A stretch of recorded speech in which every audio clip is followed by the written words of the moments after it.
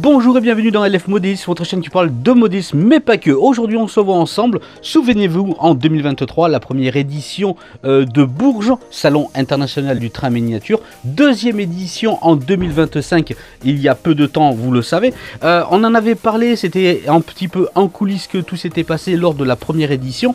Jean-Marie, bien entendu, nous avait conviés à nous parler afin d'harmoniser un petit peu le savoir-faire à la française autour d'une création, d'une fédération. Aujourd'hui, je vous propose, lors de cette édition 2025, la conférence que Jean-Marie a tenue avec l'ensemble des participants qui ont bien voulu être là ce jour-là, afin de pouvoir entendre le projet à venir. Mais sans plus attendre, je vous propose l'intégralité de la conférence qui s'est passée lors de la seconde édition à Bourges 2025 du Salon international du train miniature. Plein de surprises nous attendra, bien entendu, dans la prochaine édition, mais pour l'instant on n'en parle pas encore. La place est justement à cette conférence. Jean-Marie, on t'écoute pour ce long format. On va revenir ensemble sur ce que tu proposes afin que nous tous, artisans amoureux du train miniature, on puisse enfin trouver une harmonie géniale. Voilà, allez, c'est parti, la parole est à toi, on te laisse découvrir. N'hésitez pas à commenter, communauté de LF Modisme, n'hésitez pas à rebondir, n'hésitez pas à partager entre vous vos émotions autour de cette conférence qui avait lieu donc cette année en 2025. C'est parti. Salut Loïc, écoute, Laurence et moi, on te dit un grand bonjour du jardin de la cathédrale de Bourges. On a un message important à te communiquer. Alors on est là pour le lancement de la fédération ainsi que la constitution du bureau exécutif et le conseil d'administration. Donc on lance un appel justement pour les personnes qui souhaiteraient faire partie de cette belle aventure. Voilà, welcome. Exactement, Laurence. Fédération qui, comme tu le sais, a été lancée après une première consultation en novembre 2023, où on a dessiné les contours la veille du week-end du Salon international du train miniature lors de sa deuxième édition, les 15 et 16 mars dernier. Et maintenant, ça y est, on est à pied d'œuvre. Les statuts sont faits.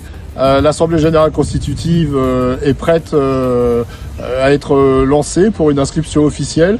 Donc comme l'a dit Laurence, appel à candidature pour la constitution du conseil d'administration et du bureau. Les documents vont partir la semaine prochaine. On vous attend. Merci. Bienvenue. Salut de Bourges. Ciao. À bientôt. Ciao, ciao.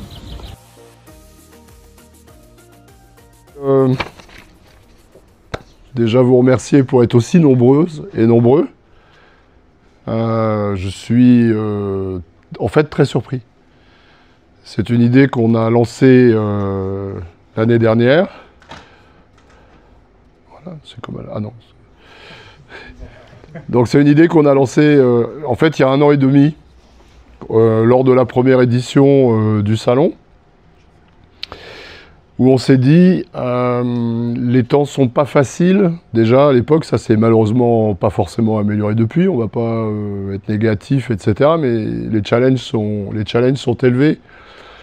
Le contexte international favorise pas le climat des affaires dans le sens positif. Donc, alors moi je suis pas un fabricant de modèles réduits. À la limite, j'aimerais bien, pourquoi pas, mais j'ai jamais osé le faire en tous les cas. Mais ça reste ma passion depuis, j'ose plus dire depuis combien de temps. Mais en tous les cas, quels que soient les secteurs d'activité, c'est compliqué aujourd'hui. C'est quand même, c'est pas simple. Et le fait d'être, même si on est excellent, et on essaye d'être excellent tous dans notre travail, dans ce qu'on fait, quand on est seul, c'est difficile. Et c'est particulièrement difficile quand le contexte est difficile. Déjà en temps normal, c'est pas forcément aisé d'être toujours éveillé, de comprendre l'évolution d'un marché, de comprendre quelles sont les attentes du public. Et quand on est tout seul, on doit réfléchir à tout ça. Et en plus, il faut trouver des nouveaux modèles, il faut être capable de faire des prototypes, il faut être capable d'industrialiser ce qu'on fait, il faut être capable de tenter de rentabiliser ce qu'on fait, puisque à la fin, c'est bien de faire plaisir à ses clients, mais il faut essayer de gagner de l'argent aussi, malgré tout, c'est notre métier. Et donc c'est vrai, quand on est seul, c'est pas évident. Donc moi j'ai rencontré des problèmes analogues dans un tout autre secteur d'activité, mais à une époque où il y avait beaucoup de petites sociétés qui faisaient beaucoup d'innovation, qui faisaient de la fabrication, qui n'était pas de la fabrication facile, qui était compliquée à industrialiser. Et à l'époque, on a réfléchi en disant, peut-être qu'au lieu de rester tout seul, c'est bien si on se met ensemble. Alors ça a ses limites, hein, l'exercice d'être ensemble, parce que chacun a aussi son savoir-faire, ses secrets de fabrication, etc., etc. Donc c'est vrai que c'est difficile. Et d'un côté de se dire, on est plus forts tous ensemble, mais d'un autre côté, il faut aussi savoir conserver son originalité et son savoir-faire, parce que on se connaît tous dans nos domaines d'activité, on est tous des amis, mais on est aussi des concurrents. Et donc la difficulté, c'est de trouver les bons équilibres. Ça s'appelle des partenaires. Ouais, c'est ça. Mais d'ailleurs, il y a un mot qui a été créé, c'est la coopétitivité. Hein, donc, on est concurrents pour certains aspects et on travaille ensemble pour d'autres aspects. Et une fédération peut faciliter ce genre d'attitude. Sans aucun doute. Vraiment sans aucun doute. On va voir sur quel volet.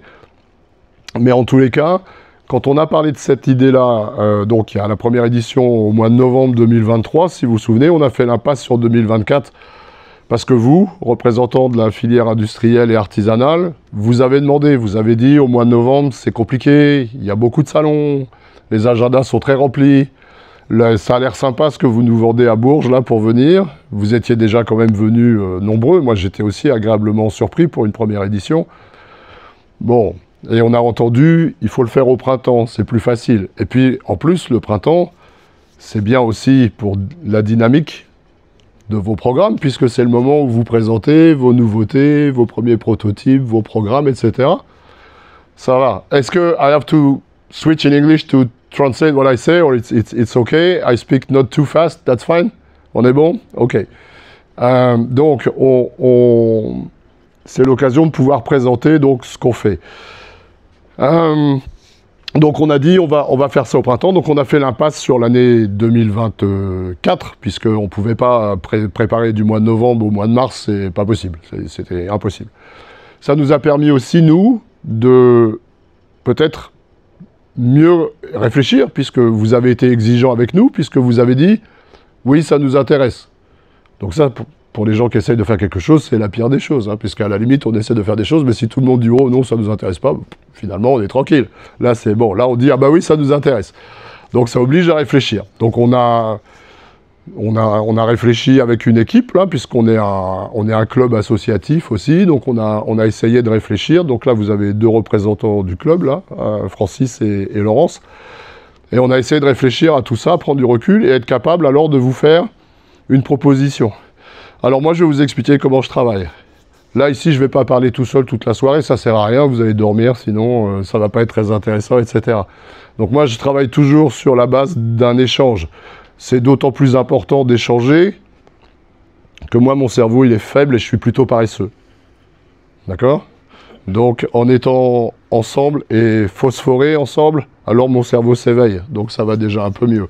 Et surtout, dans plusieurs têtes, on est plus malin que dans une seule. Donc à partir de là, je souhaite que cette soirée, on ne sait pas ce que ça va donner derrière. Vous êtes venus ici, ça vous intéresse, je suis très content. Vous êtes venus écouter pour savoir ce qu'on allait vous proposer. Après, il y a encore un pas à franchir, c'est de se dire, ouais, allez, ce qu'il nous dit, c'est bien, ou pas.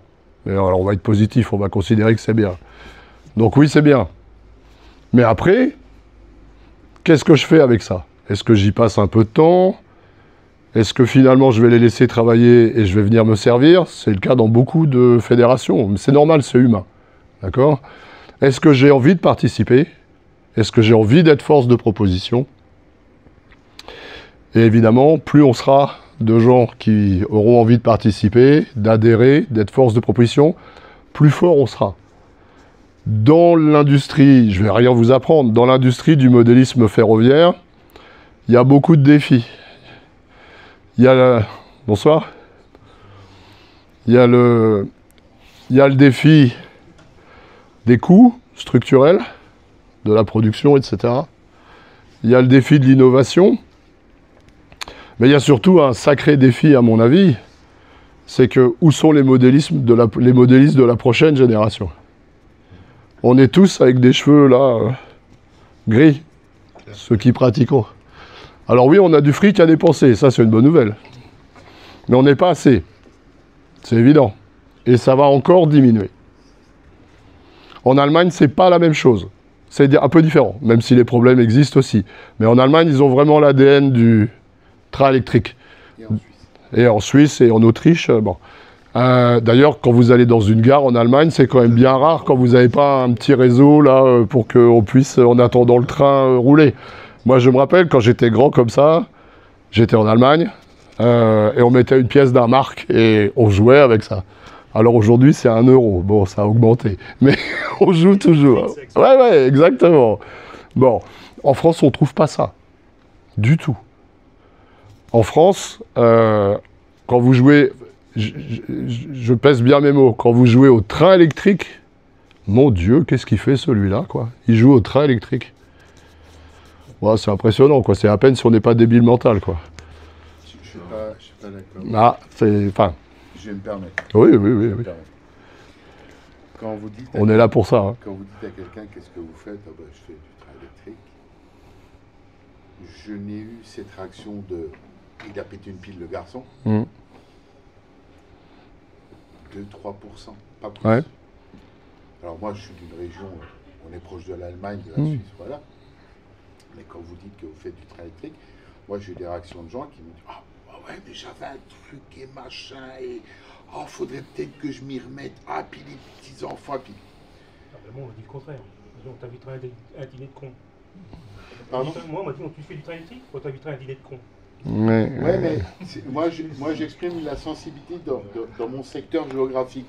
Alors moi, j'ai peut-être une chance, c'est que je suis très proche de nos amis rhénans. Ouais. Donc c'est vrai que le train électrique... ça n'a pas la même vue. On est d'accord. Voilà. Ouais. Et je pense qu'il y a aussi ces phénomènes géographiques qui doivent jouer. Hein. Je suis absolument persuadé de ça. Mais j'étais provocateur volontairement et je suis content que vous ayez réagi parce que comme ça permet de dire bah oui, mais tiens, moi chez moi c'est pas pareil. Alors après, on est ni débile mental ni super bien considéré. Après, il y a une ligne, il y a un milieu. Mais il n'empêche que on va dire qu'il y a des passions qui, curieusement, sont considérées comme plus nobles que de faire du train électrique, si on modère le propos. Et pourtant, c'est bien dommage, parce que le train électrique, quand on le pratique vraiment, on fait de la menuiserie, on fait de l'électricité, on fait marcher son cerveau, on fait du décor, on fait de la peinture, on fait... etc. etc. Peut-être. Moi, j'ai l'impression que ça vient de là, c'est qu'il y a eu une perte générationnelle d'envie de bricoler. Oui, puis alors vous avez un autre souci, parce que c'est là au bout d'où je veux aller, c'est que moi quand j'étais gamin, dans les supermarchés, il y avait des trains qui n'étaient pas chers, qui permettaient donc d'acquérir un train qui fonctionnait correctement. Pourtant, aujourd'hui, il n'y en a plus. Donc si on n'arrive pas à réintroduire à un moment donné le train sous le sapin de Noël, je ne sais pas comment est-ce qu'on va avoir des modélistes plus tard. Ça va être compliqué quand même. C'est caricatural un peu l'image, hein. C'est une image d'Épinal aussi. Mais c'est une réalité. En Allemagne, ils achètent du train pour leurs gosses tout le temps. Ok, nous, chez nous, pas. Typiquement. Bon, alors, on ne va pas trouver des solutions à tout, mais ça fait en tous les cas potentiellement partie d'un axe de réflexion. Alors, cette fédération-là, elle est là, effectivement, pour essayer de faire en sorte qu'on réfléchisse ensemble, mais réfléchir, c'est bien. Derrière, il faut prendre des décisions et il faut essayer de sortir quelque chose de concret. On peut être extrêmement ambitieux, on peut faire un inventaire à l'après-vert, du Yaka Faucon, du etc., etc. Si on fait ça, on va se perdre. Donc, ce qu'il faut réfléchir, c'est comment est-ce qu'on peut dégager des synergies éventuelles? Comment est-ce qu'on peut se protéger par rapport à ces synergies qu'on met en place? Ça, c'est du droit, c'est du juridique. Comment est-ce qu'on peut faire pour diminuer nos coûts structurels? Important, ça. Comment est-ce qu'on peut faire pour éviter, je vais dire un gros mot, peut-être de faire des doublons sur le marché, alors qu'il y a tant de choses à faire. Tant de choses à faire. Donc ça, c'est la concurrence, je comprends bien. Mais il y a un moment donné, faut peut-être un peu regarder tout ça. Comment est-ce qu'on peut bénéficier de l'expérience de l'autre qui est plus fort que soi dans un domaine. Et puis c'est bien parce que d'un seul coup, on découvre que nous, on est plus fort que l'autre, qui est plus fort que nous dans un domaine, d'accord, etc. Comment est-ce qu'on peut partager ça? L'expérience, etc. C'est très utopique, hein, mais si on n'est pas utopiste, je veux dire, on n'avancera pas. Moi, je peux vous dire que je viens d'une industrie où tout le monde était plus malin que tout le monde, mais il y a un moment donné, ça s'est quand même sacrément concentré. Parce que il fallait, parce que les enjeux économiques faisaient qu'il fallait. Donc c'est tout ça qu'on peut essayer, en tous les cas, ensemble, de faire. Je vous montrerai donc, on l'appelait Fédération européenne des fabricants et des artisans du train miniature. L'idée, donc, c'est de concentrer vraiment les acteurs de ce marché. On a Thomas Mignon et Cathy qui nous ont fait un beau logo. On va le montrer après. Je vous en remercie, parce que en plus, vous avez fait ça de manière complètement spontanée. J'avais absolument rien demandé. Et en plus, j'ai trouvé ça vraiment joli pour la peine. Alors j'ai dit, on va pas se casser la tête, aller chercher ailleurs. On a ce qu'il faut là déjà. Donc je vous montrerai ce que ça donne à la fin. OK? Donc, promouvoir le modélisme ferroviaire aux yeux des Européens. Pourquoi est-ce que je voudrais qu'on soit européen? Parce que le train, c'est transverse. Même si c'est plus mature à un endroit qu'à un autre, même s'il y a plus de potentiel à un endroit qu'à un autre, etc. Mais moi, je pars du principe que, allez, on est en France, on va se faire plaisir. Qu'est-ce qu'on est bon, qu'est-ce qu'on est fort, qu'est-ce qu'on est meilleur que les autres, hein? Ça marche pas si bien que ça quand même, quoi. Donc, être, encore une fois, avec l'expérience des autres, le partage des autres, je pense qu'on apprend, on s'enrichit des autres. D'accord? Donc, européen. Et de toute façon, si on veut être fort, je crois qu'aujourd'hui, si on se limite à un pays, c'est quand même un peu compliqué. Donc, comme je disais tout à l'heure, on voit un peu ça comme un jeu pour les enfants, etc. Donc, il faut qu'on arrive à redonner envie de faire du train. Ça, c'est la base. Redonner envie de faire du train. OK? Donc, on verra. Est-ce qu'on peut y arriver ou pas? Est-ce qu'on qu'est-ce qu'il faut faire d'un point de vue peut-être échelle de gamme pour que ça soit abordable? Vous n'allez pas donner une locomotive de, je sais pas, 500 €, 1000 € à un gamin qui a 5 ans. Je veux dire, ça serait quand même pas terrible. Ça sert pas à grand-chose. Ça va pas plus le convaincre de faire du train, d'ailleurs. Mais par contre, c'est pas de l'argent forcément bien dépensé.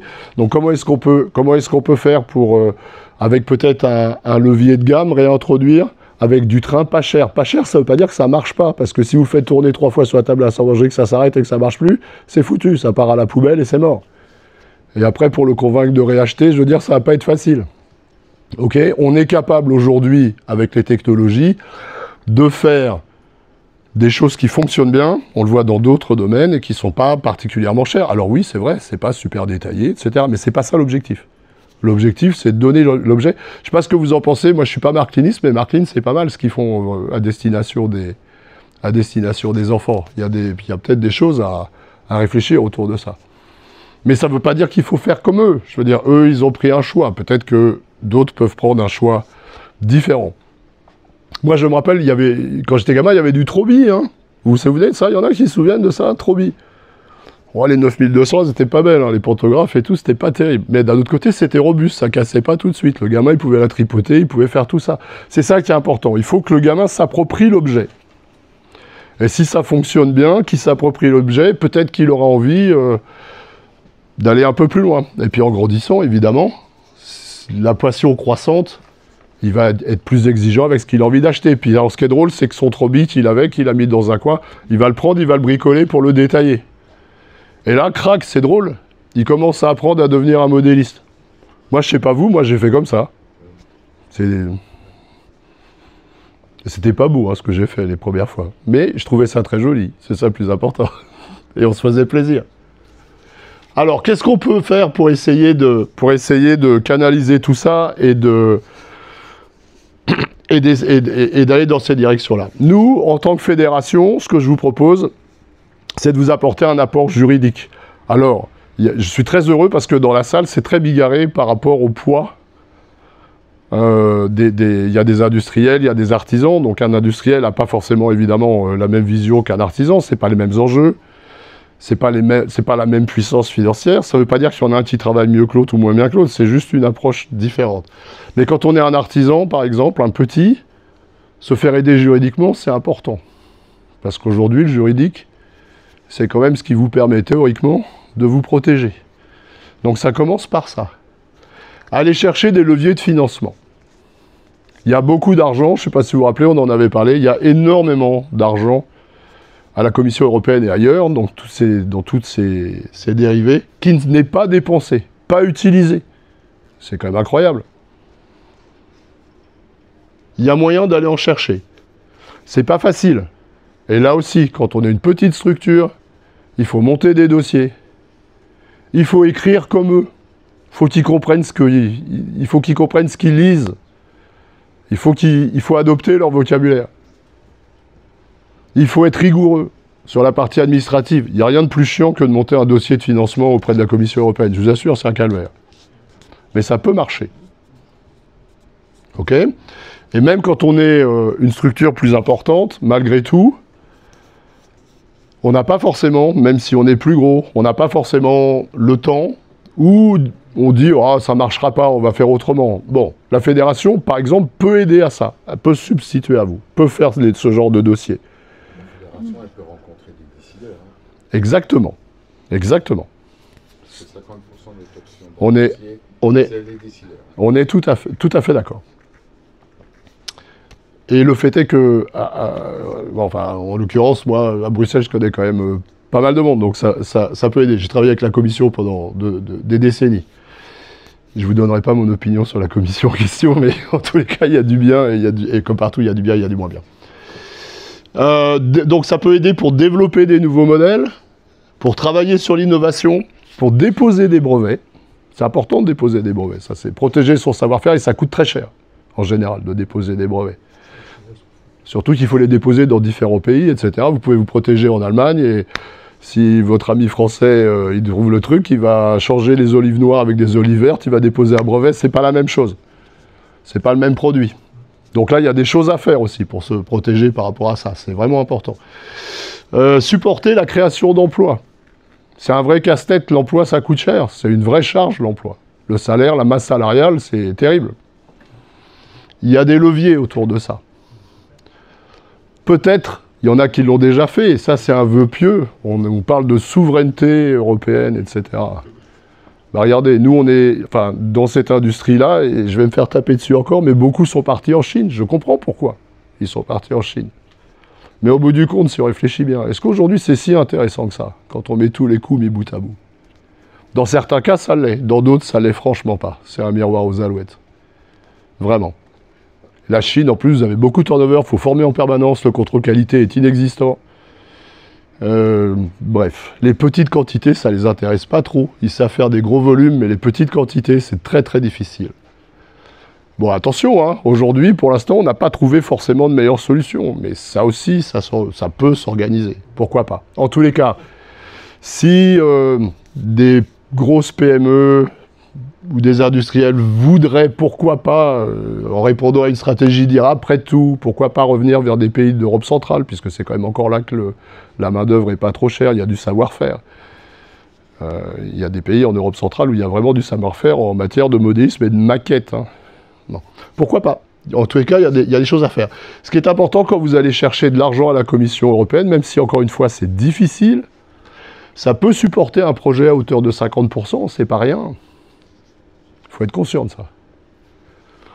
C'est pas forcément des prêts. C'est pas forcément des prêts. C'est pas de l'argent gratuit, il va falloir passer du temps pour essayer de l'avoir. Donc c'est pas gratuit, le temps ça coûte. Mais c'est pas dépendre d'une banque. Parce que pour avoir des prêts en banque aujourd'hui, vous voyez bien, c'est quand même pas simple, hein, surtout aujourd'hui. Alors, je ne suis pas du tout en train de vous dire que ça, c'est la solution à tout. Loin de là, malheureusement, ça serait génial. Mais c'est une partie, peut-être, en tous les cas, de la solution par rapport à vos stratégies, par rapport à vos ambitions, et par rapport à ce que vous êtes en train de faire au quotidien. Donc tout à l'heure, je vous l'ai dit, mais ça, c'est un point qui me semble très important, mettre en relation les acteurs qui ont les compétences. Moi, je sais que j'ai des gens, je vais pas discloser, c'est pas important. J'ai des artisans qui sont venus ici à notre salon pour la première fois, je les en remercie, ils nous ont fait confiance.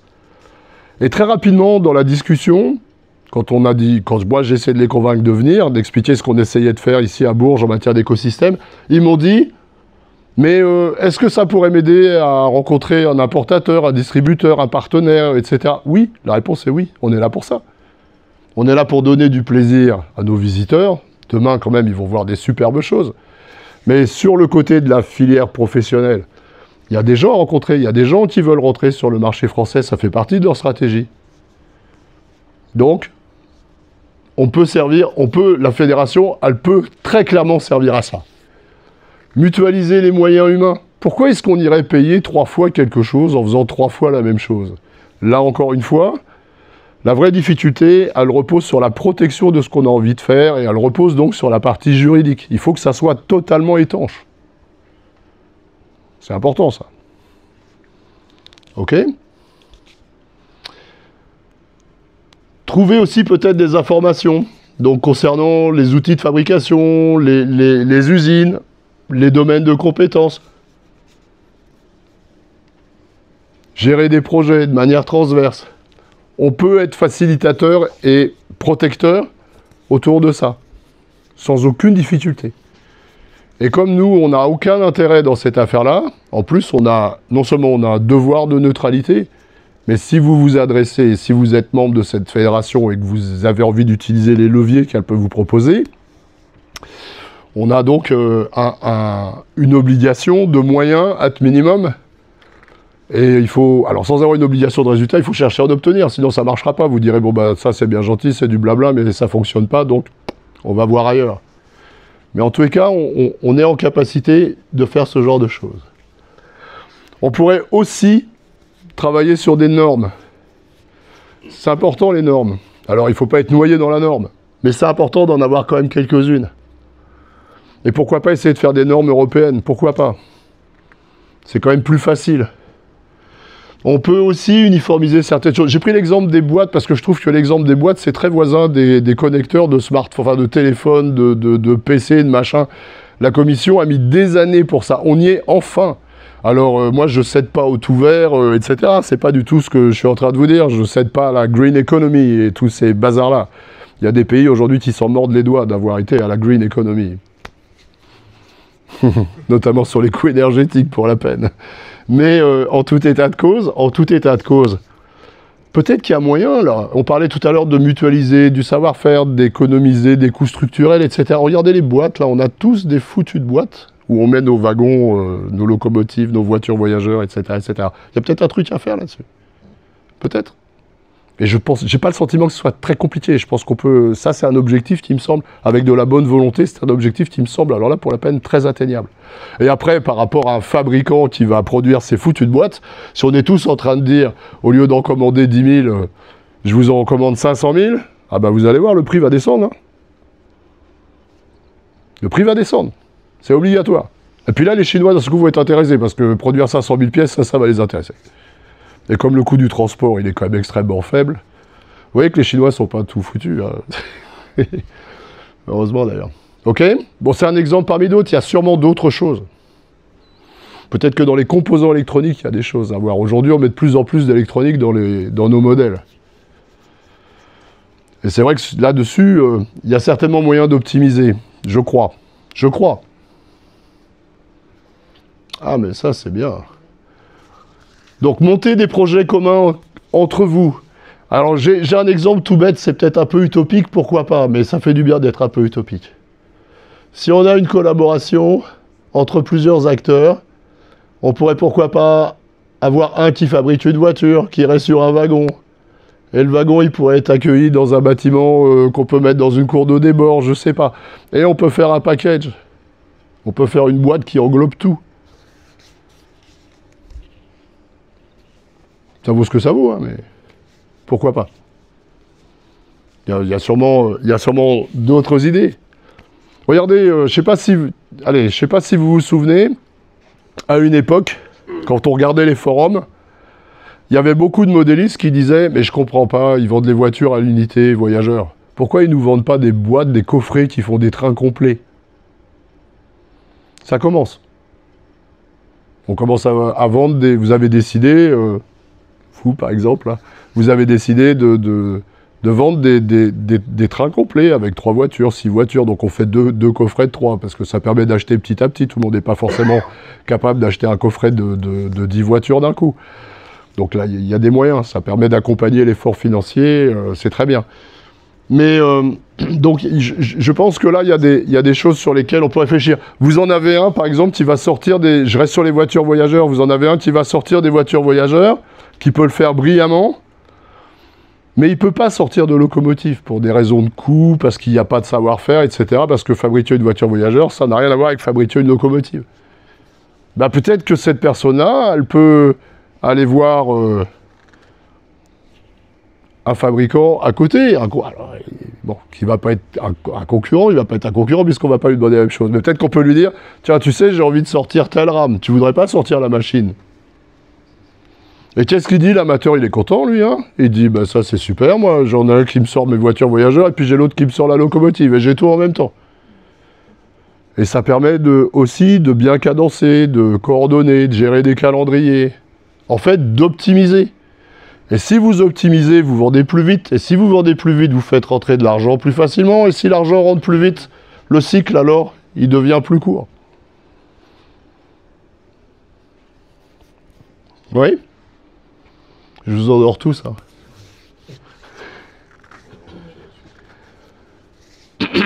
Alors, on peut effectivement aussi essayer, nous, d'être un outil neutre, mais vraiment neutre, pour essayer de sonder. Alors, il y a déjà des choses qui existent autour de ça.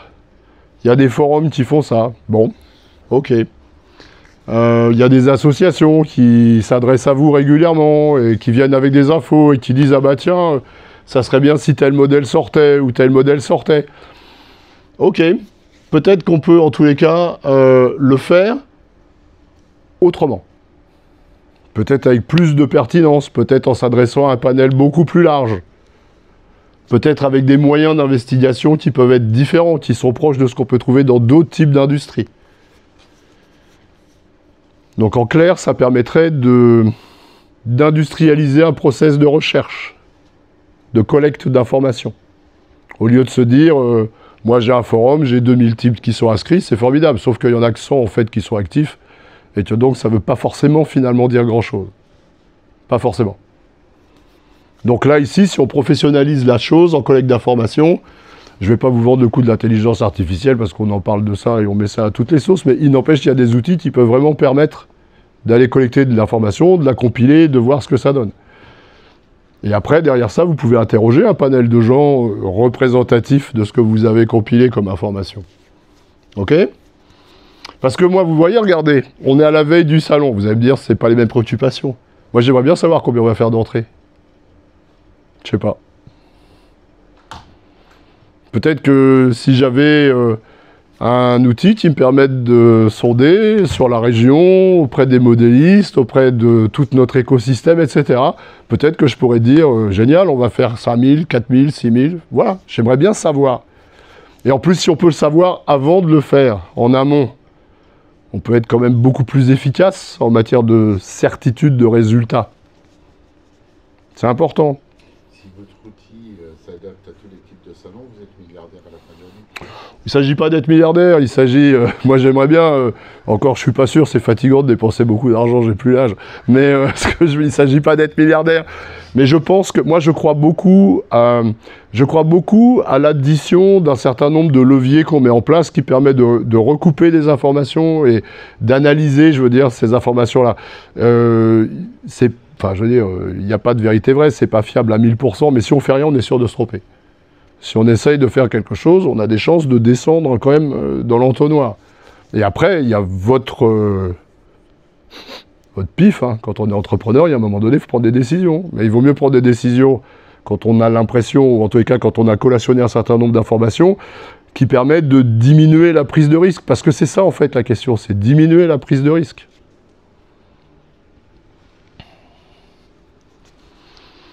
Travailler sur les leviers de gamme. Vraiment. Ça me semble capital. peut-être, on en parle depuis longtemps, mais on ne le voit pas au niveau des locomotives quand on fait des UM. Alors même si avec le digital, maintenant, on peut essayer de faire rouler, enfin on peut faire rouler 2 locomotives à la même vitesse, etc. etc.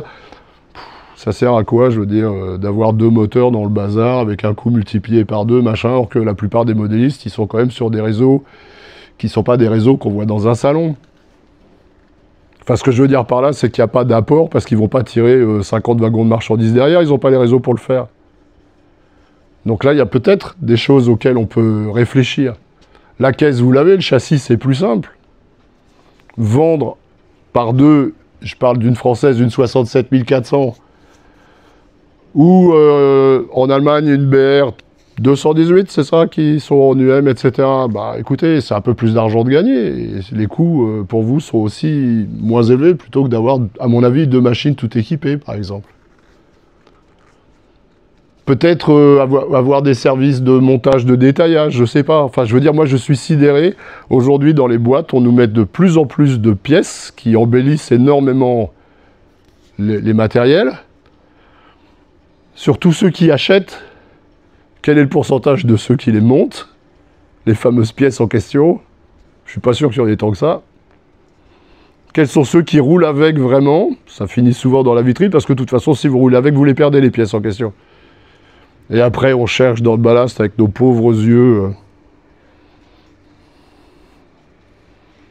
Je dis pas qu'il faut pas le faire. Mais quitte à fournir un matériel beau, avec toutes les pièces de super détaillage. Alors là, c'est l'inverse, on est d'accord, c'est l'inverse de dire je fais un produit bas de gamme, etc. Là, on est à l'autre bout de la chaîne. Mais moi, vous savez, je deviens malheureusement, je vois de moins en moins clair, hein, et qu'est-ce que je souffre pour monter ces foutus. Puis alors, je fais du N, en plus, je suis maso, hein, donc qu'est-ce que je souffre pour monter ces petites pièces, etc. Peut-être que je serais très content, finalement, si on me les montait, et puis qu'on me les monte de manière qualitative, et que ça tienne sur ma foutue de locomotive quand je l'exploite, quoi. Là, vous avez construit une gamme. Vous avez la gamme low cost où en fait votre détaillage n'est pas excessif. Exact. Et après vous avez l'autre locomotive que vous allez acheter où vous avez un détaillage Exactement. de malade dessus. Exactement. Pas le même prix, on est d'accord. Voilà. On est d'accord. C'est exactement l'esprit là de ce que je suis en train. Je partage à 2000% ce que vous êtes en train de dire, vraiment. Ok. Proposer des annuaires des professionnels. Il y a quand même de plus en plus de petites structures qui se lancent à droite à gauche. L'impression 3D n'est pas innocente là-dessus. Ça a développé des vocations avec plus ou moins de bonheur, hein, mais en tous les cas, ça a développé des vocations. Donc, catégorier tout ça. On se connaît, là, quand on vient en France, on tourne sur les mêmes salons, en France, en Allemagne, un peu en Espagne, un peu en Italie, etc., quoi. Moi, je ne sais pas ce que vous en pensez, mais comme je veux que le salon de Bourges devienne de plus en plus international, parce que j'ai cet ADN-là dans la peau, et puis je pense que c'est l'occasion pour les visiteurs en un seul lieu d'embrasser un maximum d'acteurs. Je suis allé voir ce qui se faisait en République tchèque, en Hongrie. C'est incroyable, je veux dire, le nombre de boîtes qu'il y a là-bas. J'en reviens pas. Puis en plus, c'est beau ce qu'ils font. Franchement, il y en a qui font vraiment des très belles choses. Alors bon, le handicap pour eux, pour venir en France sur un salon français, c'est qu'il n'y a pas de produits français. Et je suis pas sûr qu'on va acheter une locomotive tchèque ou je sais pas quoi à partir de la France, encore que, pourquoi pas. Mais enfin, après, il y a quand même une logique industrielle, venir à un salon, ça a un coût, etc. Donc il faut quand même regarder tout ça. Mais peut-être que là aussi, il y a des choses sur lesquelles on peut réfléchir. La liste des sites marchands, enfin en clair, faire un véritable... C'est drôle, hein, on est dans le vertical du modélisme ferroviaire, sauf erreur de ma part, c'est une activité où il n'y a pas d'annuaire. La presse spécialisée à l'occasion du grand reportage, alors avant c'était autour de Nuremberg, maintenant c'est un peu différent, sortait la liste des détaillants, enfin des fabricants, des artisans, etc. Ok, c'est très bien, mais c'est pas exhaustif du tout. Mais de toute façon, c'est pas leur boulot. Ils vont pas passer des heures à sortir un truc de 50 pages pour dire voilà quels sont tous les acteurs. Non. Au niveau de la fédération, on peut le faire. Ça peut être quand même une source aussi donc de recherche. Ça permet de dire, tiens, alors attends voir, moi ça, je vais pas fabriquer ça, cette pièce-là, parce que franchement, ça n'a aucun intérêt. Donc, est-ce que j'ai pas quelqu'un, là, dans l'écosystème, qui le ferait? Et si vous savez pas où chercher, c'est compliqué. C'est compliqué. Coordonner, alors, ça, c'est... Ok, on s'éloigne un petit peu, là, mais malgré tout, ça reste... coordonner les dates des différentes expos. Gros ou modeste. Afin d'éviter quand même que ça soit tous en même temps. Vous ne pouvez pas être partout. Architecte devait... Alors, totalement transparent. Architecte devait venir à Bourges. Bon, ils ont... Alors, je ne leur tire pas du tout. N'allez pas le répéter en disant oh, « Jean-Marie nous a parlé de vous et tout, il n'est pas content. » Pas du tout, pas du tout, pas du tout. Loin de là ma pensée. Ils ont vraiment regardé à fond parce que vous savez qu'il y a OnTrax aussi, là, ce week-end. Et donc, ils sont hollandais. Donc, bon, OnTrax, c'est quand même aux Pays-Bas. Ils ont vraiment regardé s'ils pouvaient doubler un stand, etc.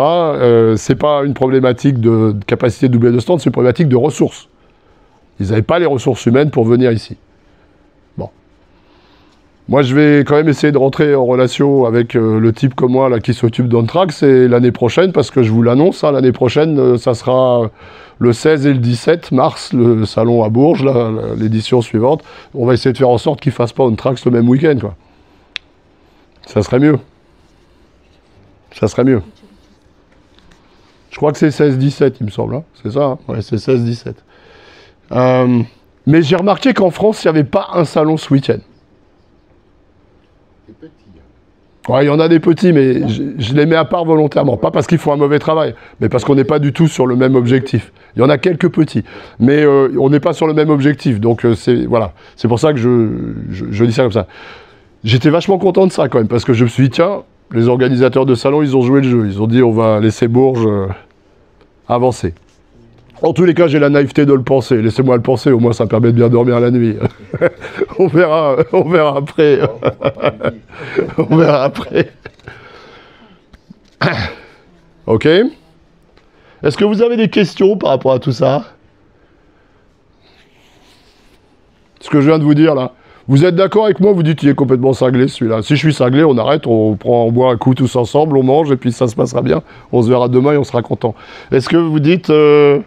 il est fou? Est-ce que vous dites il est rêveur? Est-ce que quelques-uns d'entre vous disent « et après tout, pourquoi pas ?»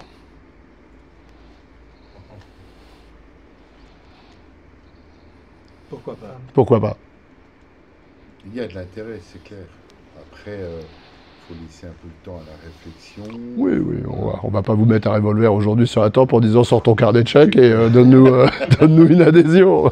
Encore que, il faut voir. Ouais, ah ben, on va vous faire boire d'abord. Voilà. L'idée, le concept, il est très intéressant. Par contre, et là on arrive à la mise en œuvre, là va falloir du monde, va falloir des gens qui s'investissent vraiment. C'est ça. Et il faudrait éviter ce qu'on retrouve dans toutes les associations ou ONG, c'est hackers qui bossent comme des malades, qui font le job, et à côté d'autres qui sont... Ok les gars, c'est bien, vous avez bien bossé, merci. Alors malheureusement, enfin moi mon expérience professionnelle, malheureusement, c'est que c'est ça. Hein. Oui, non, mais on est d'accord. Moi, c'est pour ça que j'ai abordé le point. Oui, mais moi j'ai été président du club de sécurité informatique. Je peux vous dire, on était 10 à bosser, on avait 12 000 inscrits à ça, adhérents, et on était vraiment pas beaucoup à travailler. Je vous garantis que par contre, tous les ouvrages qu'on a écrits, tout ce qu'on a fait et tout, alors là, ça partait comme des petits pains. Après, on était contents, ça faisait des adhérents. Si on a des adhérents, on a de l'argent. Si on a de l'argent, on peut agir. Parce qu'il y a ça aussi, hein, malgré tout. Mais le revers de la médaille, c'est vrai, c'est que c'est souvent toujours un peu les mêmes. Je suis d'accord. Bon, c'est l'humain, il est comme ça. Hein. Il est un peu feignant. Oui. Moi aussi, je suis feignant. Oui. Vraiment. En tous les cas, si, dans votre esprit, vous dites « pourquoi pas ?» Vous dites « c'est possible ». Je sais pas, on va voir si c'est possible. Il faut déjà avoir l'envie, en tous les cas. C'est une association. Ah oui, c'est une association de loi de 1901.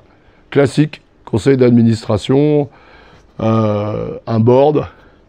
On peut, si on n'est pas assez... On va le faire en droit local, Alsace-Moselle?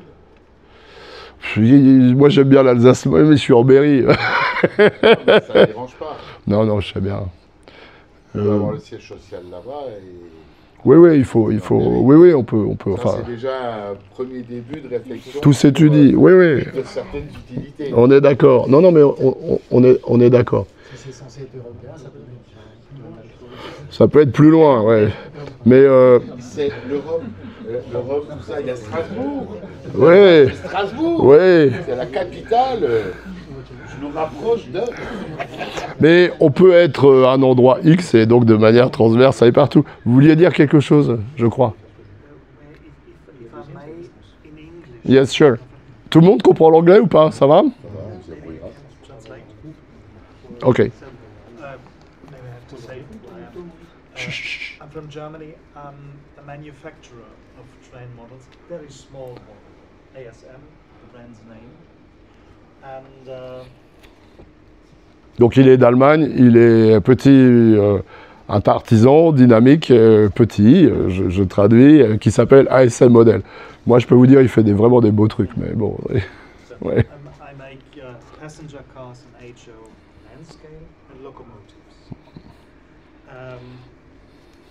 Partly I already did what you wrote there. Donc il a déjà fait individuellement ce qu'on propose là. I would like to underline collecting information from the big railways about the cars, the locomotives. It's a whole lot of work.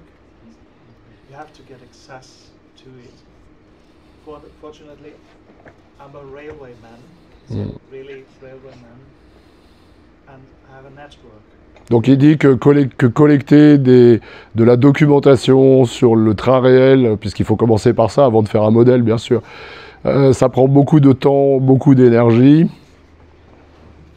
And so I decided to make some passenger cars, Donc il a décidé de faire des voitures voyageurs.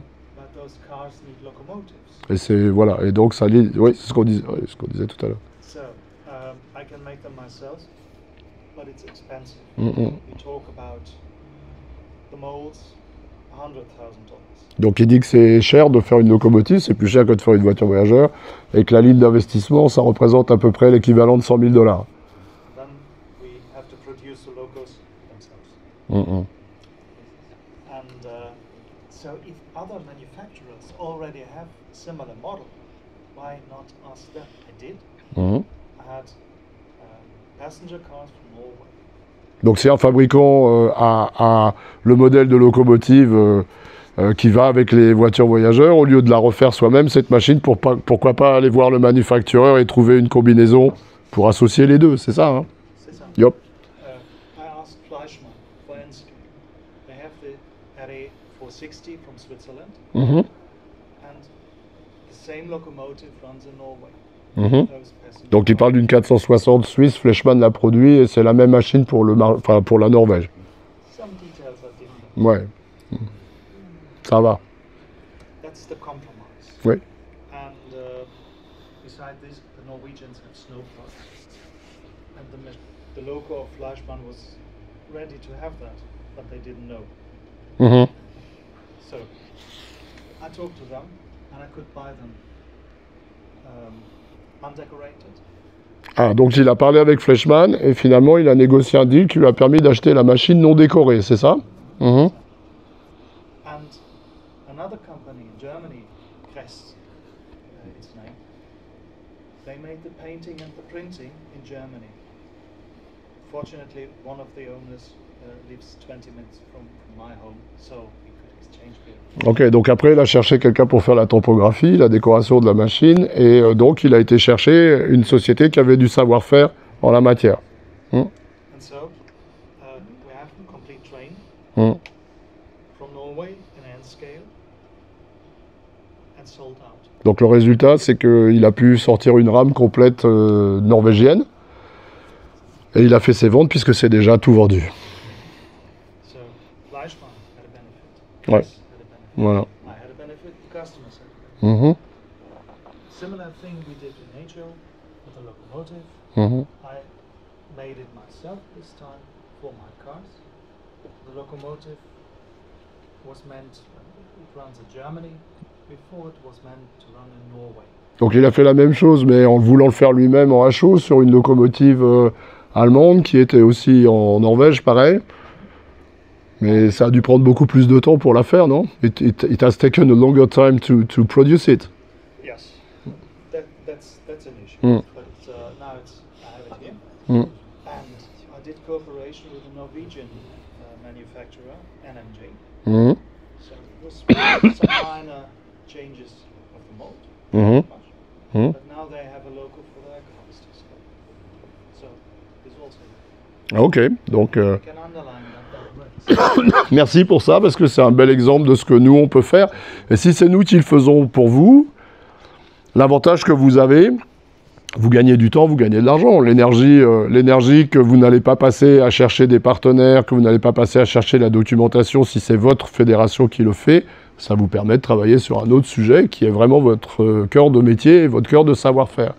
C'est ça? On est d'accord avec ça? Super. On n'avait pas parlé avant, hein, donc ça c'est vraiment génial parce que c'est un bel exemple. Merci. Dankeschön. Ok. Des questions? D'autres remarques? D'autres réflexions? Non? Ça va? Il y a une problématique que tu peux rajouter qui est la succession. Oui, aussi. Chercher un repreneur. Vous avez vu Fulgurex, là, ça se présente pas bien. Hein. Non, C'est dommage. c'est con, hein. Bah oui, c'est quand même une belle marque emblématique avec du savoir-faire. Et ça peut être traité qu'européen. Je suis d'accord. Je suis d'accord. Oui, les problématiques de succession, c'est important parce que, outre l'aspect patrimonial, il y a aussi l'amour de ce qu'on fait et qu'on veut transmettre, quoi. Pas foutre ça à la benne. C'est ça. C'est ça. Donc gardez vos Fulgurex, elles vont monter en prix. Non, mais oui, c'est vrai que c'est quelque chose dont j'aurais pu effectivement parler. Ça, oui, effectivement, ça fait aussi partie d'une mission de fédération Oui, dans l'aspect juridique. absolument. Ah oui, mais j'ai beaucoup insisté sur le droit. Quoi, C'est le capital. juridique, hein. C'est capital. De toute façon, le mode de fonctionnement, si on avance là-dessus, il est extrêmement clair. Bon, d'abord, il faudra de toute façon qu'on élise un bureau. OK? C'est important. Selon les règles de la loi associative. Ensuite, à partir du moment où vous décidez de vous adresser à votre fédération, ça commencera systématiquement par un contrat de confidentialité. Systématiquement. OK? Quel que soit le sujet. Est-ce que c'est pour chercher de l'argent? Est-ce que c'est pour chercher des partenariats? Etc., etc. Ça commencera toujours exclusivement par ça.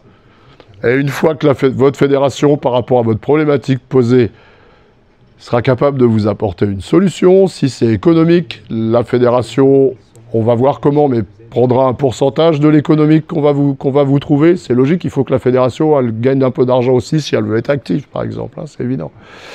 Pas par contre, si c'est un assemblage, etc., de plusieurs partenaires, là, la fédération n'a rien à voir, elle vous apporte un service. OK? Donc il faut trouver les justes... La fédération n'a pas le droit de dire « Ah bah oui, mais grâce à nous, parce qu'on a associé ça, vous avez vendu autant de machines, donc hop, ou de trains, et hop, on va prendre des royalties. » Non, non, non, non, non, non, non, non, non, non. Ça marche pas. Il y a la différence entre la partie service, quand on fait comme ça un écosystème, ou quand on va chercher de l'argent, ou on touche de l'argent, là, ça, c'est différent. OK? Des questions? Non?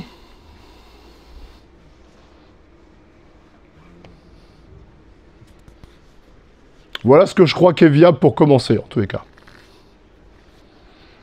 Donc à gauche, vous avez le chiffre d'affaires d'accord, donc de 1 euro à 100 000 euros.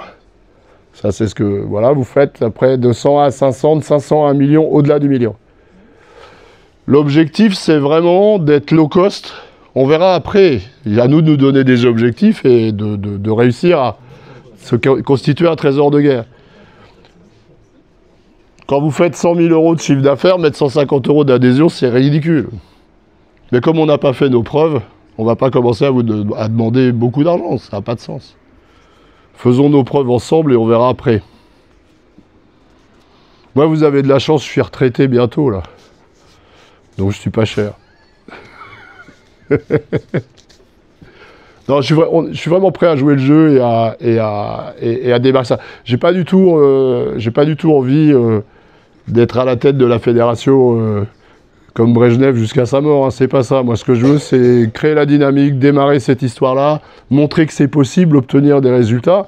Et puis, quand on arrivera en fin de premier mandat, c'est vous qui direz si vous voulez encore de moi ou s'il y en a un autre qui pourra faire. En général, les présidents sont souvent reconduits. Mais je le ferai avec plaisir si vous me reconduisez. Mais je ne suis pas un autocrate. Du tout. Vraiment pas. Donc, futur prénom, c'est Léonide. Ah. Ah. On va essayer de ne pas mettre ça dans les minutes de... Bon, donc ce qu'on a voulu, c'est faire quelque chose d'abordable qui vous donne envie de le faire.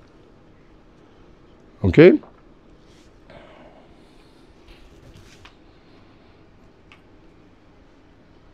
Je crois que c'est tout. Questions, idées. On a déjà commencé. Ça va ? Prochaine étape. Alors, prochaine étape, je vais vous faire un compte-rendu que je vais vous envoyer. C'est pour ça que je vous ai demandé pour savoir exactement qui était là. Je vais vous faire un compte-rendu. Vous allez me laisser passer le salon et la semaine. Hein, je vous ferai ça pour la... Moi, je pensais qu'on l'aurait demain soir. Oui, bien sûr. Oui, on va y réfléchir. Alors, on peut le faire demain soir, mais les adhésions vont être beaucoup plus chères parce qu'il va falloir payer une petite main pour pouvoir le faire. Donc, vous voyez, c'est déjà mal barré. C'est un président. Tout de suite, c'est le président. Là, vous le savez tout de suite. Ah, donc, prochaine étape. Je vous envoie le compte-rendu de ce que je viens de vous expliquer, ce qui permet quand même de formaliser la discussion. Je vous envoie la proposition de valeur. Et après, vous me dites si vous voulez être candidat pour faire le bureau. Après, avec les moyens faciles, on peut organiser une visio. Enfin, je veux dire, aujourd'hui, les moyens de communication, c'est facile. Hein. On peut organiser une visio, on peut échanger sur une plateforme partagée. On va ouvrir un portail Internet une fois que l'association sera créée, avec donc une partie qui reste privée pour les adhérents et une partie évidemment publique pour valoriser le travail qu'on fait. On va faire quelque chose de moderne. Enfin, moi, je viens du monde de l'informatique, etc. Donc, ça sera plus facile, en tous les cas, pour essayer de bâtir un outil moderne et facile d'usage, parce que c'est ça l'objet. Il faut que ça soit facile d'usage. OK ? Donc, je vous proposerai, donc, si on peut, de constituer ce bureau. Il faut au moins être 3. Hein. J'espère qu'on sera quand même plus de 3, mais il faut au moins être 3. D'accord ? Il faut un président, un secrétaire, un trésorier. Et puis après, on lance les adhésions. Donc, on dépose les statuts, classique. Hein, on dépose les statuts. On est enregistré. On ouvre un compte en banque. On peut encaisser vos adhésions. Et on fait... le bureau se réunit... alors, soit physiquement, si on n'est pas trop loin les uns des autres, à l'occasion de quelque chose, soit par visio. Encore une fois, il faut être moderne. On définit un calendrier de travail avec des propositions arrêtées de service. Et surtout, vous nous remontez ce dont vous avez besoin. Donc nous, on va se mettre au travail d'ores et déjà pour créer un agenda. Ça prend du temps, hein, ça prend du temps, tout ça, créer un agenda. Enfin, toutes ces choses-là qui sont assez faciles à faire, même si elles sont fastidieuses. Et comme ça, ça vous permet de réfléchir en disant « Ah bah tiens, finalement, je suis adhérent à ça. Est-ce qu'il ne pourrait pas me trouver une solution pour ceci ou pour cela ?» On vous dit on prend pas, hein, parce qu'on ne va pas tout prendre tous azimuts. On n'est pas une armée on ne sera pas une armée de Mexicains, on ne va pas être beaucoup. Pour commencer, en tout cas, on ne va pas être beaucoup. Mais c'est l'idée. Moi, ce que j'aimerais, on est au mois de mars, j'aimerais bien qu'on soit en capacité de constituer l'association au mois d'avril. On n'a pas besoin de réfléchir quand même pendant 150 ans là-dessus. Donc de faire un bureau, de déposer, et on mène nos premières actions avant l'été. On attaque. Et ce qui serait vraiment génial, c'est d'obtenir un succès avant la fin de l'année, juste pour montrer que ça marche, quoi. Donc pas forcément quelque chose de très ambitieux, mais quelque chose qui démontre que ça fonctionne. Parce que ça, d'abord, ça donne confiance. Après, on peut phaser des projets à court terme, à moyen terme et à long terme. Il y a des projets qui, nécessairement, sont plus longs. bien sûr. Si vous me dites, je veux développer un nouveau modèle, il me faut 100 000 $, bon, il faut quand même rédiger les documents, il faut savoir exactement où est-ce qu'on le dépose, il faut aller le défendre, il faut que ça passe en commission, il faut qu'on ait le... Ça prend un an. Hein. Donc peut-être que si on est en train de raisonner sur du financement, il ne faut pas forcément penser au prochain modèle qu'on va faire, mais à celui d'après. Parce que ça permet de phaser l'obtention d'un financement avec un calendrier industriel. Mais ça peut être aussi un bon exemple pour certains de prendre part à cette expérience de demande de financement pour se préparer soi-même à une éventuelle future demande de financement. Absolument. C'est une partie formation. Tout à fait. Tout à fait. Tout à fait. On peut faire, mais on peut apprendre à faire aussi. Oui, oui, on est d'accord. Ben, après, même quand on apprend à faire, après, vous êtes quand même confronté à des masses critiques. Hein. Il y en a qui vont préférer déléguer en disant « Bah oui, ça va me coûter, je dis n'importe quoi, ça va me coûter 3%, mais enfin, au moins, je ne m'en occupe pas. » Et puis à l'inverse, vous en avez d'autres qui vont dire « Si je savais faire, je peux aller assez vite parce que à côté de moi, j'ai une ou deux ressources qui peuvent faire, etc. » Et c'est des choix. Moi, je ne suis pas là pour juger sur les choix. On est là pour aider et apporter quelque chose. Il faut que ça soit une boîte à outils. Il faut que ça soit une boîte à outils. Il faut que ça soit un couteau suisse. Il faut que ça soit un couteau suisse. C'est l'objectif. Et je vais vous dire, hein, on peut arriver à peser, vraiment. Humblement. Il faut rester humble. Pas d'affolement. Mais on peut arriver à peser. Ça peut apporter des solutions. Ça ne sera pas que ça. Rêvez pas. À l'inverse. Mais quand même, ça peut aider. Ça peut faciliter. OK ? Ce que je vous propose, si vous n'avez pas de questions à me poser, on peut continuer librement à échanger et c'est plus sympa quand on a un peu de vin dans un verre et un buffet qui nous attend derrière. OK ? Ah oui, merde! Oh là là là là! Ça commence bien, hein? Oh là là là là là là là là! Ah ouais, ouais, ouais. Bon, alors on le montre, le logo. Oh, ya, ya, ya, ya. Qu'est-ce qu'il est pas bon. Voilà. Voilà le logo. Moi, je pense qu'on peut les applaudir.